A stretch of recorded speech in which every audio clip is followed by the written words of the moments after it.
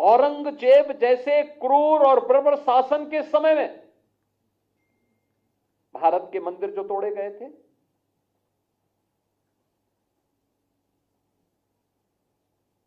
उससे पहले बाबर के समय में भारत के अंदर भारत की आस्था के प्रतीकों को जिस प्रकार से नष्ट कर दिया गया था, राजे महाराजे बहुत रहे होंगे,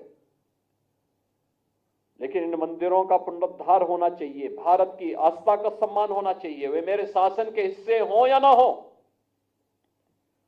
लेकिन मेरी आस्था भारत की आस्था है। इस आस्था का सम्मान हर हाल में होना है, और वह मालवा राज्य से बाहर आकर के केवल काशी में नहीं,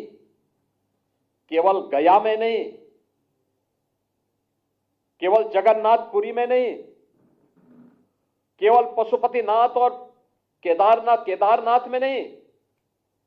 महाकाल और सोमनाथ में ही नहीं,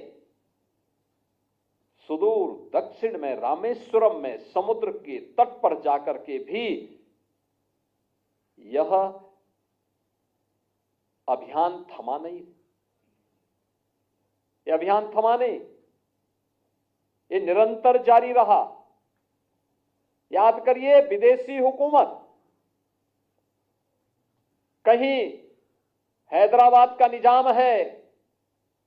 कहीं जूनागढ़ का नवाब है, कहीं पर तमाम अन्य ऐसे विधर्मी समानांतर शासन सत्ता का संचालन कर रहे हैं। देश प्रकारांतर में गुलाम है, लेकिन उस सब के बावजूद भारत की इस आस्था को सम्मान मिलना चाहिए। एक ओर अपने स्वयं की कमाई की धनराशि का उपयोग भारत की आस्था को सम्मान देने के लिए, दूसरी ओर राजसत्ता में सशक्तिकरण का,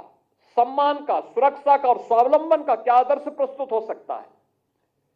वहां के स्थानीय हस्तशिल्पी और कारीगरों के लिए जिन कार्यक्रमों को उन्होंने आगे बढ़ाया,